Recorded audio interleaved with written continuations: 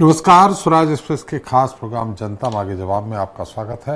आपके साथ मैं हूं एसपी त्रिपाठी। जनता मांगे जवाब में सियासी बहस से पहले आज अहमदाबाद विमान हादसे में मारे गए लोगों को भावपूर्ण श्रद्धांजलि अर्पित करता हूं। यह हादसा भारतीय इतिहास के बड़े विमान हादसों में से एक है, जिसमें सवार सभी 242 यात्रियों के मारे जाने की खबर है। हादसे में कुछ स्थानीय लोग और कुछ ट्रेनी डॉक्टरों का भी निधन हुआ है। इस घटना के बाद देश में शोक का माहौल है। खैर, अब बात करते हैं आज के हमारे बहस के मुद्दों पर। सबसे पहले बात मध्य प्रदेश कांग्रेस की, जिसके संगठन को मजबूत करने के लिए करीब 250 ऑब्जर्वर जुट गए हैं। कांग्रेस मध्य प्रदेश के 55 जिलों में नए जिला और ब्लॉक अध्यक्ष का चयन करेगी। कांग्रेस ने यह भी साफ कर दिया है कि दूसरे दलों से आए नेताओं के नाम पर विचार तभी किया जाएगा जब वो पार्टी के भीतर अपने 5 साल पूरे कर लेंगे। बहरहाल, इस पहल को कांग्रेस संगठन के लिए नई आस कहा जा रहा है। आज इस पर चर्चा करेंगे, लेकिन उससे पहले बात करेंगे छत्तीसगढ़ की, जहां अवैध रेत खनन एक बड़ी समस्या बनी हुई है। रेत माफिया नदियों से बड़ी मात्रा में रेत निकाल रहे हैं। राज्य में कई जगहों पर माफिया खुलेआम खनन करते हैं और प्रशासन खुली आंखों से सब देखता रहता है। बलरामपुर, बिलासपुर, गरियाबंद, नारायणपुर, बालोद, कांकेर जिलों में अवैध रेत खनन आम बात है। अवैध खनन से नदियां सूख रही हैं, जलस्तर गिर रहा है। फिर भी जो लोग रेत माफिया के खिलाफ आवाज उठा रहे हैं, उन्हें न सिर्फ धमकियां मिल रही हैं, बल्कि खनन माफिया उनकी जान लेने से भी परहेज नहीं कर रहा है। आज हम इसी पर चर्चा करेंगे अपने खास पैनल से। आज का मुद्दा है रेत का खेल, प्रशासन है फेल।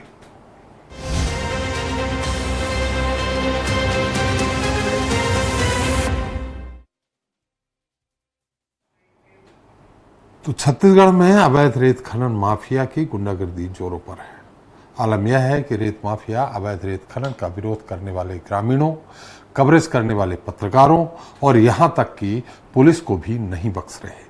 ताजा घटनाओं ने सूबे में सियासी हलचल तेज कर दी है। एक तरफ विपक्ष सरकार पर रेत माफिया को संरक्षण देने का आरोप लगा रही है, तो दूसरी तरफ सरकार माफिया को मिटा देने का दावा कर रही है। इस पर चर्चा करेंगे, लेकिन इस रिपोर्ट को देखने के बाद। राजनांदगांव शहर से लगे मोहड़ इलाके में रेत चोरी करने पहुंचे तस्करों का विरोध करना ग्रामीणों को भारी पड़ गया। रेत माफिया ने बंदूक तानकर ताबड़तोड़ गोलियां दाग दी। गोलीबारी में कई लोगों के घायल होने की खबर है, जिन्हें इलाज के लिए अस्पताल में भर्ती कराया गया है। ये कोई इकलौता मामला नहीं है। इससे पहले भी गरियाबंद जिले में फायरिंग हुई थी। यहां अवैध रेत खनन की खबर बनाने गए पत्रकारों को रेत माफिया ने दौड़ा दौड़ा कर पीटा था। पत्रकारों से कैमरा और आईडी कार्ड भी छीन लिया था। ऐसी घटनाओं के लिए कांग्रेस सिर्फ सरकार को जिम्मेदार ठहरा रही है। अपने चहेते नेताओं को मनपसंद रेत खदाने लूटने के लिए छोड़ दिया गया। उसी का नतीजा है कि पूरे रेत खदानों को अवैध रूप से लूटा जा रहा है, बेचा जा रहा है। सरकार के विधायक, मंत्री, पूरे लोग सम्मिलित हैं। दूसरी तरफ छत्तीसगढ़ के उप मुख्यमंत्री अरुण साव प्रदेश में रेत माफिया के सफाई का दावा कर रहे हैं। उनका कहना है कि अपराधी कितना भी बड़ा हो, मजबूत और ठोस कार्रवाई होगी। छत्तीसगढ़ में किसी माफिया को पनपने नहीं दिया जाएगा। देखिए, प्रदेश में कोई माफिया चलेगा नहीं। अपराधी कितना बड़ा सा बड़ा हो, उस पर मजबूत और ठोस कार्रवाई होगी। किसी माफिया को छत्तीसगढ़ में पनपने नहीं दिया जाएगा। बहरहाल, सत्ता और विपक्ष के दावों के बीच महानदी, शिवनाथ, पैरी, कन्हर समेत कई नदियों में अवैध रेत खनन का खेल जारी है। इन इलाकों में रेत माफिया का आतंक फैला हुआ है। दावे और आरोपों के बीच ये देखना भी दिलचस्प होगा कि इस समस्या का हल कैसे और कब तक निकाला जाता है। स्वराज एक्सप्रेस के लिए रायपुर से दिलीप साहू की रिपोर्ट। तो रेत का खेल, प्रशासन है फेल, इस पर ज्यादा चर्चा के लिए मौजूद है राजीव चक्रवर्ती जी हैं, बीजेपी प्रवक्ता हैं, सुरेंद्र वर्मा जी हैं, कांग्रेस प्रवक्ता हैं, बाबूलाल शर्मा जी हैं, वरिष्ठ पत्रकार हैं। आप सभी का हमारे इस खास कार्यक्रम में बहुत बहुत स्वागत है। पहले चक्रवर्ती जी, बेखौफ होता जा रहा रेत माफिया और साथ में एक सवाल ये भी है कि क्या राजनांद गांव में जिन लोगों ने घटना की है रेत माफियाओं ने, वो पकड़े जा चुके हैं? मुझे ये पता चला है कि वहां जो ट्रैक्टर चालक है या अन्य जो सहयोगी उनको पकड़ा है, वास्तविक लोग अभी नहीं पकड़े गए।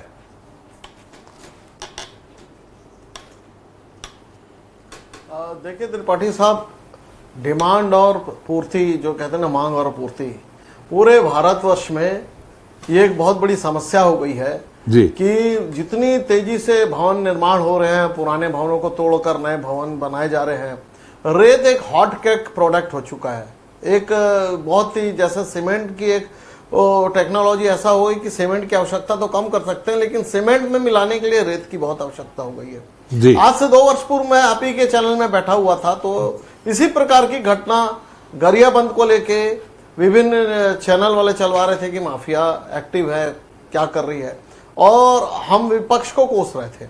दरअसल ये बहुत गंभीर मुद्दा है, जिसे मान लीजिए खनिज विभाग 11 पिट पास तैयार करता है कि आपको 11 मीट्रिक टन निकालना है, लेकिन उसकी जगह 110 मीट्रिक टन निकालने लगते हैं। ये तो हो गया वैध का, और अवैध अलग जो लोग अपने चेन माउंटिंग और विभिन्न सामान ले जाकर निकालते हैं। और इनका सिंडिकेट कोई पार्टी से नहीं है, ये एक सिंडिकेट, एक परमानेंट सिंडिकेट है, जो कोई भी आए वहां पर वो इस प्रकार से आंखों में धूल झोंकते हैं और वहां पर इस प्रकार से उत्खनन करते हैं, प्रकृति के साथ अन्याय कर रहे हैं। लेकिन इन सब घटना के बावजूद त्रिपाठी जी, मैं दावा के साथ, नम्रता के साथ कहता हूं कि अगर कोई ऐसा संगठित गिरोह है जो अवैध रेत का उत्खनन कर रहा है, उसे बख्शा नहीं जाएगा। जो बड़ा सिंडिकेट है उसके जाल को तोड़ने में समय लगता है, और निश्चित रूप से हम काफी करीब आ पहुंचे हैं। जो उन व्यक्तियों को चिन्हित किया गया है, उन फर्म को चिन्हित किया गया है जो इस प्रकार से काम करते हैं और उनके हौसले इतने बुलंद है, उनको सार्वजनिक रूप से, अभी आपको बता दूं त्रिपाठी साहब, छत्तीसगढ़ में चाहे सेंट माफिया हो या कैंट माफिया हो या कोई भी माफिया हो, उन्हें छोड़ा नहीं जा रहा है। उनका सार्वजनिक रूप से जुलूस निकाला जा रहा है और उनकी ठोकाई और पिटाई भी हो रही है, जो शब्द मैं कहना नहीं चाहता था लेकिन कह रहा हूं। तो इसीलिए किसी का कोई गैंग हो, कोई सिंडिकेट हो, किसी को छोड़ा नहीं जाएगा। इतना सब कर रहे हैं चक्रवर्ती जी, फिर भी खाकी पर ही हमला हो रहा है। इतना सब आप कर रहे हैं, फिर भी खाकी पर ही हमला हो रहा है। नहीं, खाकी पर हमला हो रहा है इसीलिए कि वो देखते हैं कि हमारा जब कुछ रोका जा रहा, हमारे पेट पर बात आ रही है, तो वो इस प्रकार से हमला करते हैं। आप इसके पहले भी देखिएगा कि मध्य प्रदेश में थानेदार के ऊपर ट्रैक्टर चढ़ा दिया गया था आज से 9 साल पहले। और भी आप सीमावर्ती दूसरे राज्यों में भी जाएंगे तो ये घटनाएं हो रही लगातार। बिहार में बालू माफिया कहते हैं, बिहार में, यहाँ पर पश्चिम बंगाल में, उत्तर प्रदेश में, ये एक समस्या बन गई है जो अवैध उत्खनन करते हैं। और इसमें तकनीकी रूप से ऐसा होता है कि ग्राम सभा, जो वहां का पंचायत होता है, वो उन्हें परमिट करता है। और उसके आड़ में जो मैं कह रहा था कि जो तकनीकी पक्ष है, जैसे मान लीजिए 50 ट्रक का है, वो कहते हैं 50वां ट्रक है, हर 100वां ट्रक 50वां ट्रक है। फिर जब लोग विवाद करते हैं तो वहां झगड़े झंझट हो रहे हैं, तो उसके ऊपर एक ठोस कार्रवाई की जाएगी, कोई कानून भी उससे बदला जाएगा कि, और ये दुरुस्त किया जाएगा कि इस प्रकार की घटनाएं आगे ना हो। बिल्कुल सही कहा आपने कहा थानेदार पर मध्य प्रदेश ट्रैक्टर चढ़ा। थानेदार नहीं थे, वो आईपीएस अधिकारी थे नरेंद्र प्रसाद, जिनकी मौत हो गई ट्रैक्टर चलाने से। और वर्मा जी, अभी चक्रवर्ती जी ने कहा आज से 2 साल पहले, हालांकि उन्होंने कहा मैं विपक्ष को कोस रहा था, वो सत्ता पक्ष को कोस रहे थे विपक्ष में रहते हुए। 2 साल पहले भी इसी तरह की घटना हुई थी, बड़ी घटना हुई थी। तो ये ऐसा नहीं है कि सरकार के संरक्षण में होता है, ये माफिया ही, उनका जैसा कहना है, ये अलग है। ये किसी भी सरकार, कोई आपकी रही हो या बीजेपी की रही हो, इन पर नकेल कसने में नाकाम रही है। वर्मा जी, देखिए त्रिपाठी जी, सरकार का चरित्र जो है शुतुरमुर्ग की तरह है। पुरानी सरकार को दोष देके आप अपनी अक्षमता से नहीं बच सकते, अपनी जिम्मेदारियों से नहीं बच सकते। रेत का मूल्य निर्धारण और उसके संतुलित दोहन का जो दायित्व है वो सरकार का है जी। भारतीय जनता पार्टी की सरकार पिछले 17 महीने में पूरी तरह से नाकाम रही। लगभग 450 वैध खदानें हैं, जिसमें पूर्ववर्ती सरकार के समय जो है सीसीटीवी कैमरे थे, खनिज विकास निगम के ऑफिस से मॉनिटरिंग होती थी, उनका ऑडिट होता था, पीट पास जारी होते थे। भारतीय जनता पार्टी की सरकार आने के बाद से ये पूरी व्यवस्था बंद कर दी गई, केवल रेत की काली कमाई और अवैध उत्खनन में अपने कमीशन के लालच में भाजपा नेताओं के संरक्षण में ये पूरा खेल हो रहा है। अभी कह रहे थे 5 साल में बताए, वैसी कोई घटना हुई जैसे बलरामपुर में हुई? बलरामपुर में आरक्षक शिव बच्चन को रेत तस्करों ने ट्रैक्टर से कुचल के मार दिया, अभी हाल की घटना है जी। गरियाबंद में गोली चलाए पत्रकारों पे, राजनांदगांव में गोली चलाए। आपको याद होगा पत्रकार बप्पी राय सहित 4 पत्रकार शिवेंदु त्रिवेदी, धर्मेंद्र सिंह और मनीष सिंह जो अंतर्राज्यीय तस्कर गैंग के मामले में स्टोरी बनाने गए थे बस्तर के सुदूर दक्षिण एरिया में, कोंटा में, जहां से तेलंगाना, आंध्र और महाराष्ट्र में तस्करी होती है। उन पत्रकारों की गाड़ी में गांजा रख दिया गया और जेल भेज दिए गए। आज भी जो है वो पेशी में जा रहे हैं। और जब वो शिकायत किए, सैकड़ों पत्रकार कोंटा में एकत्रित होकर विरोध किए थे उस घटना का, आज भी उनके खिलाफ मामला वापस नहीं हुआ है। और जो सीसीटीवी फुटेज था कोंटा थाने का वो तक डिलीट कर दिया गया। तो भारतीय जनता पार्टी की सरकार में लगातार देखिए समोदा में, धमतरी में, राजिम में, महासमुंद में, हाल ही में आरंग से लगे जो हरदीडी है, 16 खनिज अधिकारियों को रेत तस्कर के गुर्गों ने दौड़ा के पीटा, समोदा घाट में मारपीट की गई। किनका जुलूस निकाला गया है बताएं?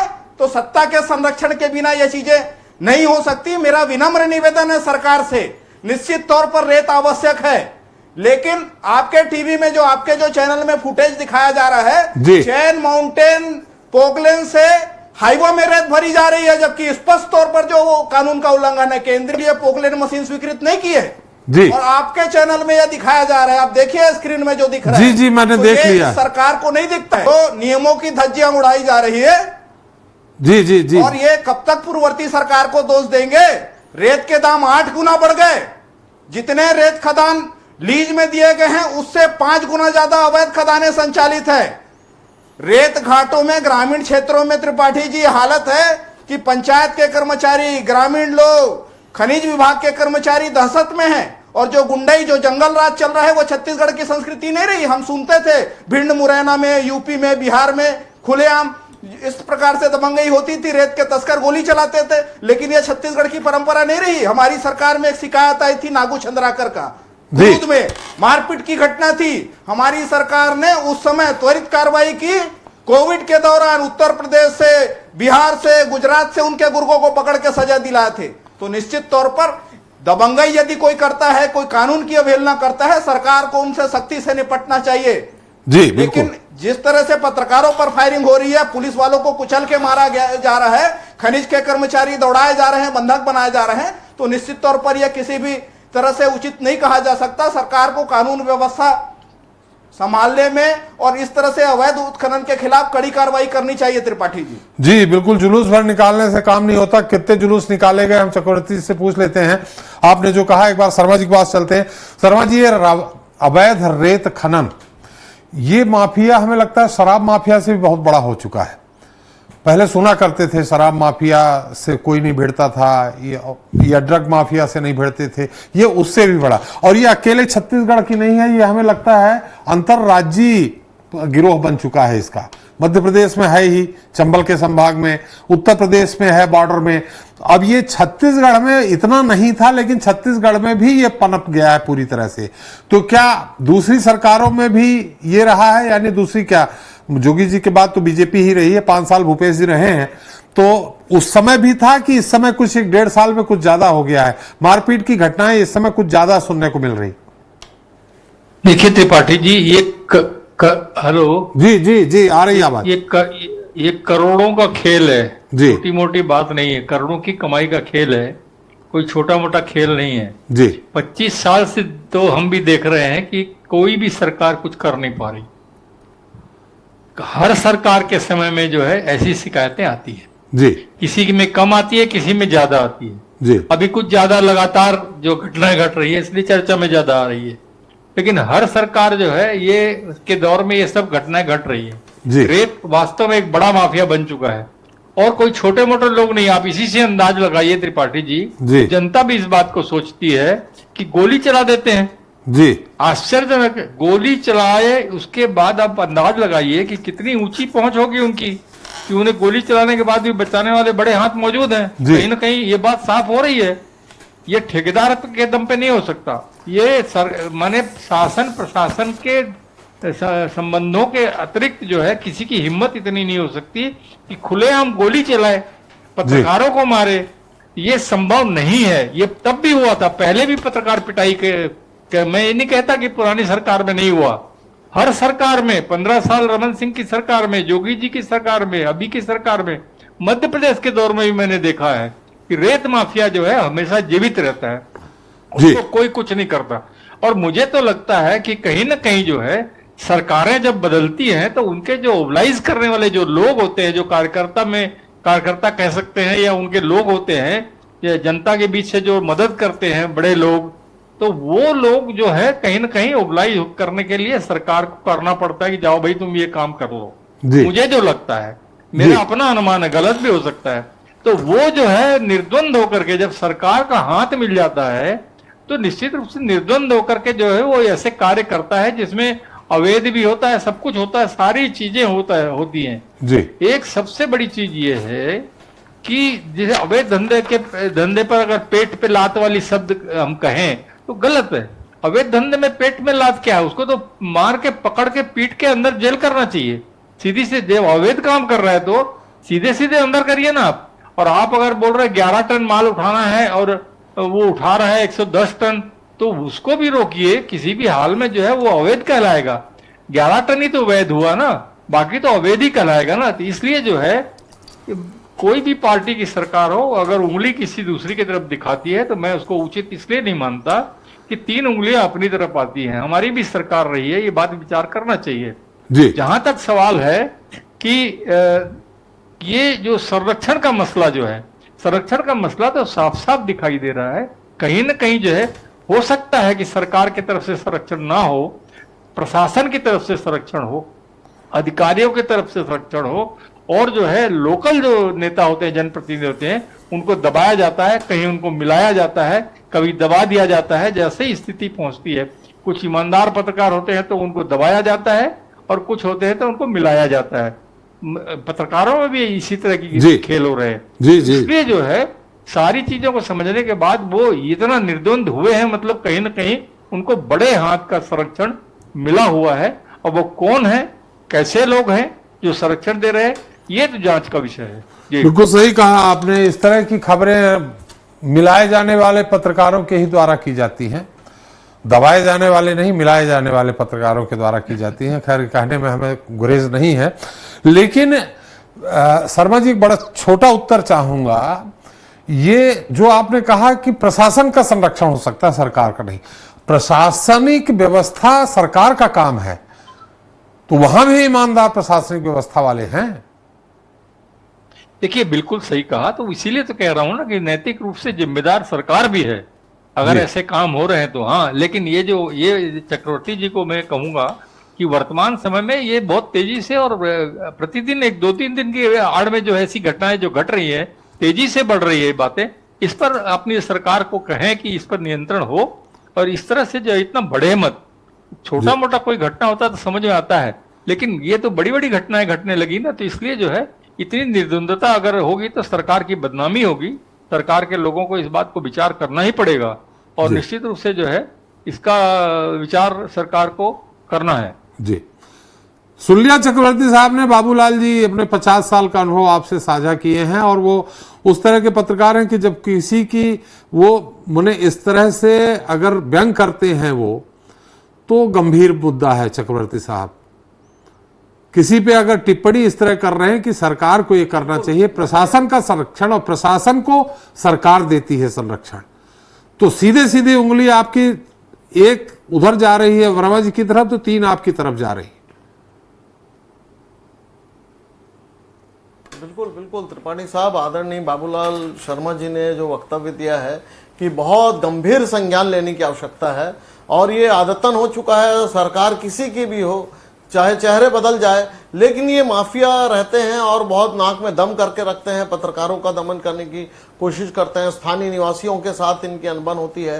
तो ये एक बहुत गंभीर समस्या है और हम हाथ पर हाथ धर के नहीं बैठ सकते हैं। और चूंकि बाबूलाल जी ने ऑन स्क्रीन कहा है कि अब स्थिति बहुत गंभीर हो गई है। तो निश्चित रूप से मैं बाबूलाल जी को भी, आपके दर्शकों को भी और आपको भी मैं ये कहता हूं कि हम सरकार के सामने इसका संज्ञान लाएंगे कि और प्रशासनिक कसावट भी हो। बिल्कुल कभी कभी ऐसा होता है कि माफिया जो है वो प्रशासनिक जो अधिकारी होते हैं, जो खनिज अधिकारी होते हैं, जो स्थानीय स्तर पर जो लोग रहते हैं, उनके साथ समन्वय बना लेते हैं और फिर कहा हुआ था सैया भय कोतवाल तो डर काहे का। तो लेकिन अभी चूंकि सरकार ने, माननीय उप मुख्यमंत्री जी ने कहा कि हम किसी भी प्रकार के माफिया को संरक्षण नहीं देंगे। भाई अगर भूपेश बघेल जी की सरकार का पतन हुआ था तो पतन में कारण था, हम कहते थे कि सेंट माफिया, लीकर माफिया, और वो माफिया ने ही सरकार को डुबोया था। तो ये तो थी, तो हमको भी संज्ञान लेना पड़ेगा कि अगर ये माफियाओं का आतंक बढ़ रहा है स्थानीय स्तर पर, प्रकृति को खराब कर रहे हैं, लोगों में असंतोष है, तो उसका संज्ञान नहीं लेंगे तो वो हश्र हम जानते हैं।